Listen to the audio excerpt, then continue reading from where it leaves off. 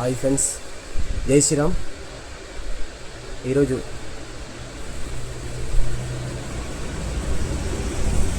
మన Bharatiya Janata party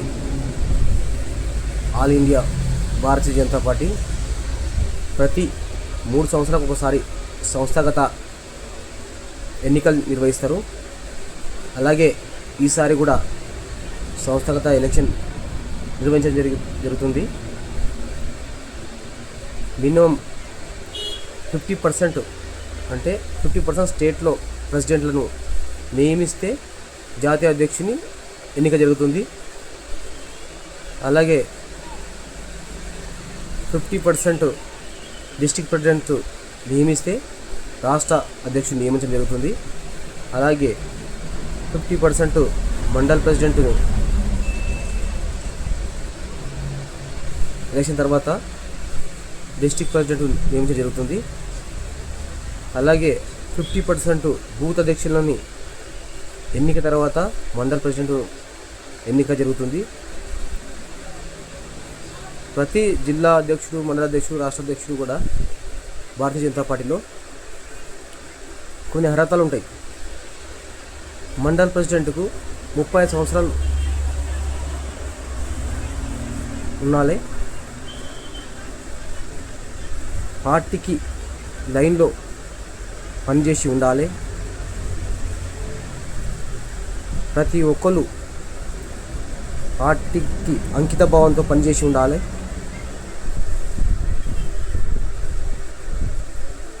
party ఇచ్చిన ప్రతి కార్యక్రమం నిర్వహించే విధంగా ఉండాలి.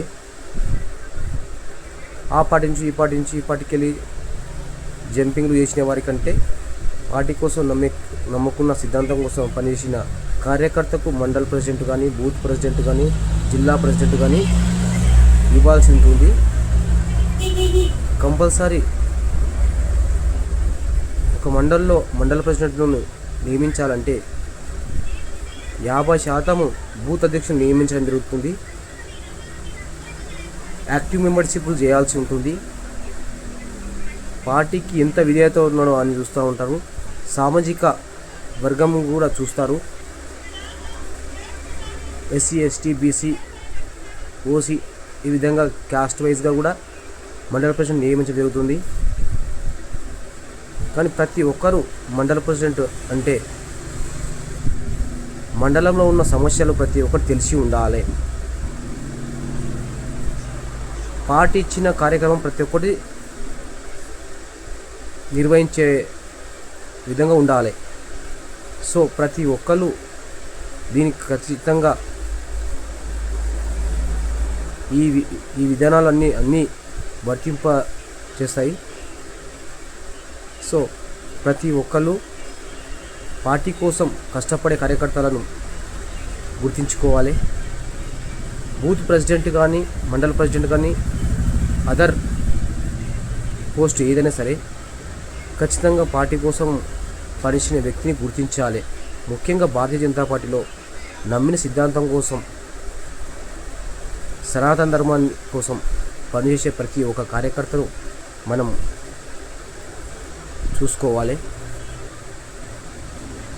ఒక కార్యకర్తకు ఆపద వస్తుందంటే పోలీస్ స్టేషన్ పరంగా కానీ, తహసీల్దార్ ఆఫీస్ కానీ, ఎంపీడీఓ ఆఫీస్ కానీ ప్రతి ఆఫీస్లో మనకు పరిచయం ఉండాలి. ముఖ్యంగా ప్రెస్ మిత్రులతో ప్రసంభాలు ఉండాలి. ఇవన్నీ ఉంటేనే మండల ప్రెసిడెంట్ ఎన్నిక జరుగుతుంది. ఏదో వాళ్ళు చెప్పిండు వీళ్ళు చెప్పిండు అనకుండా ప్రతి మండల అధ్యక్షునికి ఉన్న క్వాలిటీస్ చూసి అధ్యక్షుని ఎన్నుకోవాలని ఈ సందర్భంగా తెలియజేస్తున్నా. ఎక్కడైనా సరే, ఏ స్టేట్లో అయినా సరే, ఎక్కడైనా సరే ఖచ్చితంగా మండల అధ్యక్షుడికి ఉండవలసిన క్వాలిటీస్ ఉండాలి. ఏదో నా ఓడు కదా, నీ ఓడు కదా అని పెట్టే కంటే పార్టీ కోసం పనిచేస్తా అనే వ్యక్తికి ఖచ్చితంగా మండల ప్రెసిడెంట్ కానీ, బూత్ ప్రెసిడెంట్ కానీ, జిల్లా ప్రెసిడెంట్ కానీ ఇవ్వాలని ఈ సందర్భంగా చిన్న విజ్ఞప్తి చేస్తున్నాను. జై శ్రీరామ్, భారత్ మాతాకి జై.